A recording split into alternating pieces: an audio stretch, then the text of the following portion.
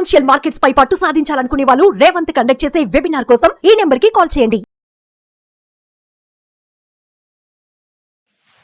నమస్తే, నేను జీవిసత్యనారాయణ. ఈ ఎపిసోడ్లో ఈ మధ్య కాలంలో ఐపీఓలు తగ్గిపోయినాయి. ఎందుకు?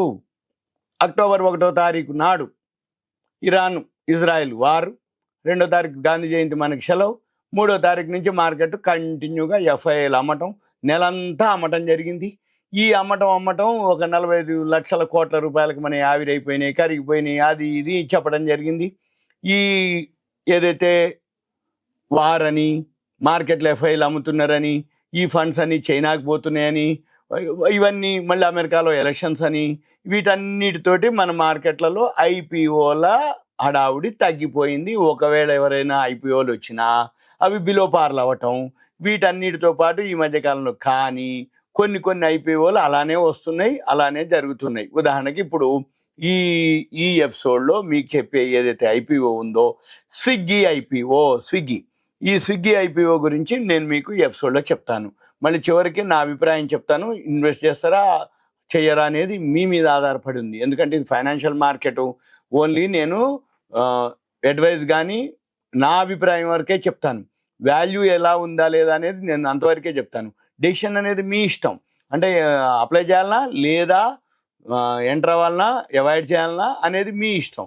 అది ఏంటిది అనేది కూడా నేను మీకు చెప్తా. ఇప్పుడు స్విగ్గీ ఐపీఓ ఏదైతే ఉందో, ఇప్పుడు ఇది నవంబర్ 6వ తారీఖు ఈ రోజు నుంచి ఓపెన్ అవుతుంది. మనం వీడియో చేసే టైంకి ఇది 3 రోజులు ఉంటుంది. 6, 7, 8 తారీఖు 3 రోజులు ఉంటుంది. జనరల్గా ఏ ఐపీఓ అయినా కానీ 3 వర్కింగ్ డేస్ ఉంటాయి. లేదు సాటర్డే సండే ఎప్పుడన్నా వచ్చినప్పుడు 5 రోజులకు చూపిస్తారు, కానీ వర్కింగ్ డేస్ అయితే 3 కిందకే లెక్క. అందుకని ఇవాళ 6వ తారీఖు ఓపెన్ అవుతుంది. 7, 6, 7, 8 3 రోజులు ఉంటుంది. ఈ స్విగ్గీ గురించి తెలవని వాళ్ళు లేరు.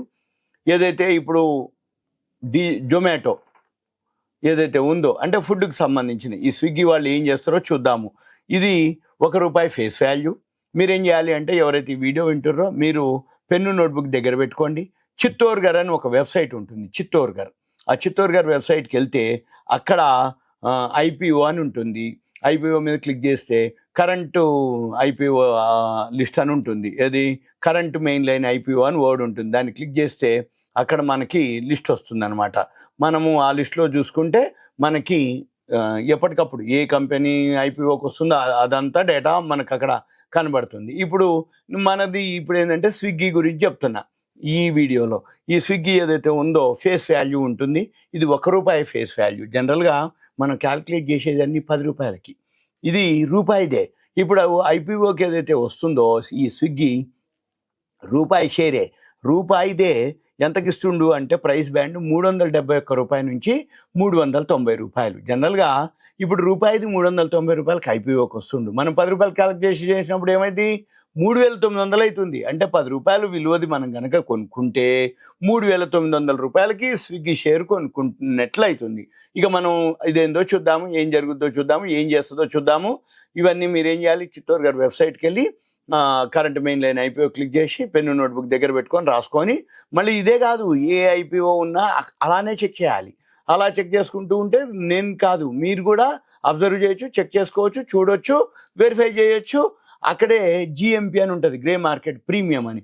అంటే అది ఎక్స్ట్రా ఉందా, తక్కువ ఉందా, లెస్ ఉందా, న్యూట్రల్ ఉందా, పాజిటివా, నెగిటివా, అప్లై చేయాలా, అవాయిడ్ చేయాలన్నా, అప్లై చేస్తే ఏమన్నా మనకు వస్తుందా లేదా అనేది కూడా మనం గమనించాలి.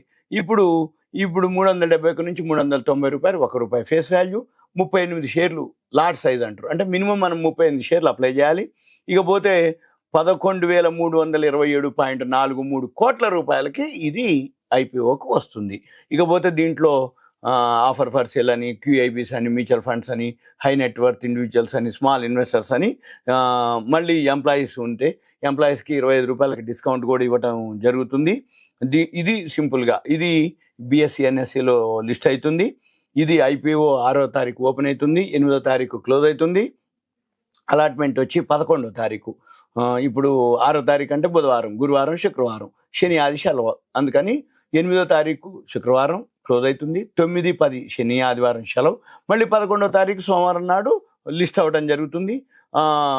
అలాట్మెంట్ జరుగుతుంది, లిస్ట్ కాదు, అలాట్మెంట్. అంటే ఎప్పుడైతే 3 రోజులు అయిపోతుందో నెక్స్ట్ డే ఏమైతుందో అలాట్మెంట్, వర్కింగ్ డే అలాట్మెంట్ చేస్తారు. ఆ నెక్స్ట్ డే మనకి డిమాట్లోకి జమ కావటం, కానీ ఒకవేళ అలాట్మెంట్ కాకపోతే బ్లాక్ అన్బ్లాక్ అంటారు, ఇది అన్బ్లాక్ చేయటం. తర్వాత మన డిమాట్లోకి ఆ నెక్స్ట్ డే 12వ తారీఖు జమ అవటం, 11వ తారీఖు అలాట్మెంట్, 12వ తారీఖు జమ అవటం, లిస్టింగ్ అయ్యేది 13వ తారీఖు, ఒకటో రోజునే. అంటే కట్ ఆఫ్ అనమాట. నెక్స్ట్ డే అయిపోతుంటుంది. అంటే శుక్రవారం క్లోజ్ అయిపోతే శని ఆదివారం సెలవు ఉంటుంది, సోమవారం అలాట్మెంట్, మంగళవారం డిమాట్లోకి జమ అవుతుంది, బుధవారం నాడు లిస్ట్ అవుతుంది. అయితే ఈ ఫ్రైడే వరకు సాయంత్రం 5 గంటల వరకు మనం అప్లై చేయొచ్చు. తర్వాత ఇక మినిమం షేర్స్ వచ్చి 38 షేర్లు, లాట్ 1, 14,820 రూపాయలు మినిమం అమౌంట్. ఎవరైతే అప్లై చేయదలుచుకుంటారో మినిమం అమౌంట్. అయితే రిటైల్ మ్యాక్సిమం అంటే ఒక లాటు 13 లాట్లు మ్యాక్సిమం, 494 షేర్లు, 13 లాట్లు, 192,660 రూపాయలు మ్యాక్సిమం అమౌంట్. ఇక ఇది చిన్న ఇన్వెస్టర్లు 3 కేటగిరీలు ఉంటాయి. చిన్న ఇన్వెస్టర్లు అంటే స్మాల్ ఇన్వెస్టర్స్, 2 లక్షల రూపాయల లోపు అప్లై చేసే వాళ్ళందరినీ, 2 లక్షల నుంచి 10 లక్షల రూపాయల వరకు అప్లై చేసే వాళ్ళందరినీ హెచ్ఎన్ఐ, హై నెట్వర్త్ ఇండివిజువల్స్ అంటారు. వాళ్ళే స్మాల్ హెచ్ఎన్ఐ. అంటే హెచ్ఎన్ఐలో కూడా స్మాల్ బిగ్ ఇద్దరు ఉంటారు. ఈ హెచ్ఎన్ఐ ఏదైతే ఉందో అది 9,92,940 రూపాయలు, 67 లాట్లు, 2,546 షేర్లు.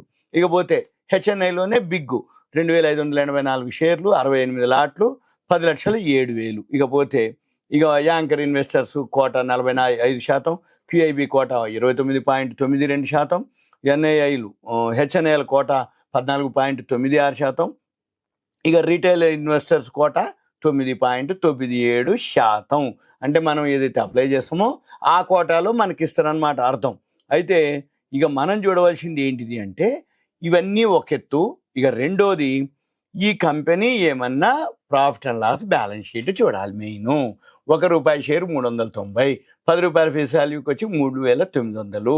ఈ కంపెనీ ఎప్పుడు ఇన్కార్పొరేట్ అయింది, ఎంత సంపాదిస్తుంది, వాళ్ళ నెట్వర్క్ ఏంటిది అనేది చూడాలి.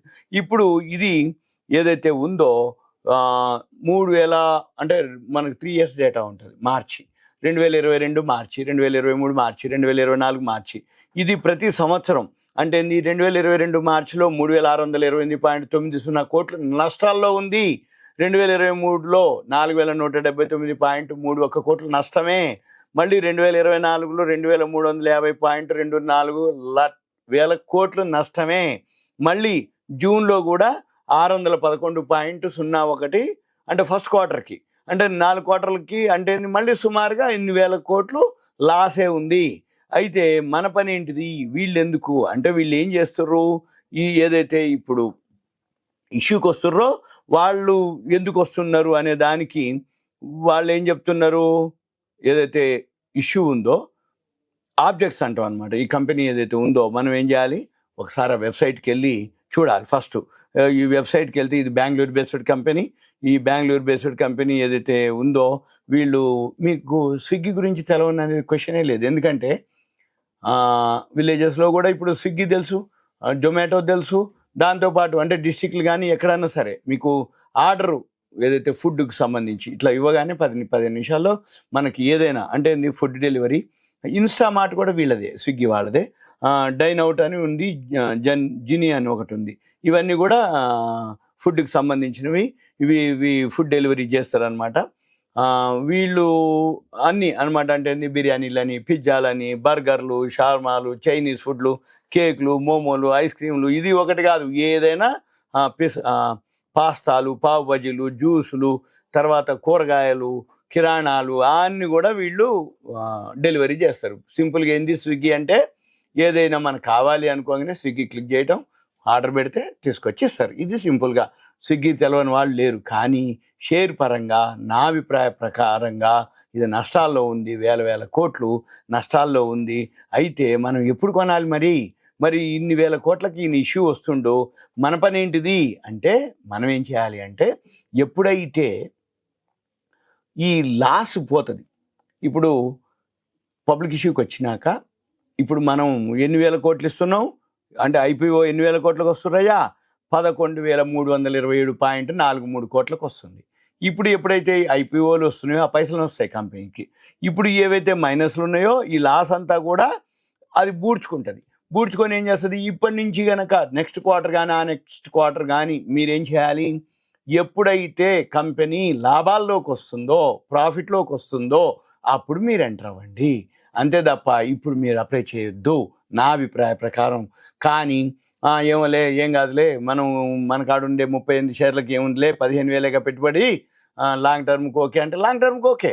కానీ లాంగ్ టర్మ్కి ఓకే అయినంత మాత్రమున ఎక్కువ పెట్టుకోవాల్సిన అవసరం లేదు. కాకపోతే మనం ఏం చేయాలి, మార్కెట్లు బాగుందంటే ఫస్ట్లో మంచి లిస్ట్ అవుతుంది, నేను కాదనట్లే. ఎవరైతే ఏముందో ఏం కాదులే పెద్ద మొత్తం ఎంత తగ్గదు కదా అనుకుంటారు అనుకోండి, ముందు అప్లై చేయాలి. అలాట్మెంట్ వస్తుంది కన్ఫామ్గా. అలాట్మెంట్ రాగానే ఒకవేళ ముందే మంచి ప్రైస్ వచ్చింది అనుకో, ఎగ్జిట్ అవ్వండి.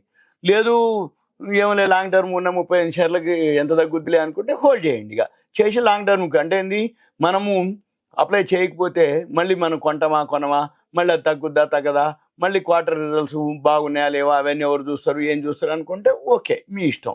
కాకపోతే నా అభిప్రాయ ప్రకారం ఏంటిది అంటే, ఎవ్రీ క్వార్టర్లో ఏవైతే ప్రాఫిట్ పెరుగుతుందో, ప్రాఫిట్ వస్తుందో, లేదు మైనస్ తగ్గుతూ ఉందో అక్కడి నుంచి షేర్ పెరగడం జరుగుతుంది అంతే. అప్పుడు మనం ఎంటర్ అవ్వచ్చు. నేను కాదనట్లేదు, స్విగ్గీ మంచి కంపెనీ, బ్రాండ్ తెలవంది అనేది లేదు. ఇంకా రాబోయే రోజుల్లో ఈ పైసలతోటి ఇంకా ఎక్స్పాన్షన్ చేస్తారు, బిజినెస్ పెంచుతారు, ఇంకా ఎక్కడెక్కడ ఏవైతే ఉన్నాయో ఇంకా టైఅప్ చేసుకొని ఇంకా సర్వీస్ ఇస్తారనమాట. అంటే రోడ్డు మీద మనం పోతుంటే 10 బండ్లలో 3-4 బండ్లు స్విగ్గీలో కనపడుతుంటాయి. అంటే ఏంది, వాళ్ళు డెలివరీ ఇవ్వడానికి పోవటానికి తీసుకుపోవటానికి మనం రాబోయే రోజు చూస్తాం. అయితే మనం కావాలనుకుంటే మీ ఇష్టం. కాకపోతే నా నుంచి ఇది సింపుల్గా ఇదంతా ఒక awareness, education, information, knowledge purpose మాత్రమే. ఇంకా మీకు ఏదైనా అనిపిస్తే మీరు మీ పేరు, ఏరియా, వాట్సాప్ మెసేజ్ పెట్టండి, మనం డిస్కస్ చేయడానికి వీలవుతుంది. Thank you. సెలవు. సుమన్ టీవీ ప్రేక్షకులకు ధన్యవాదాలు. Thank you.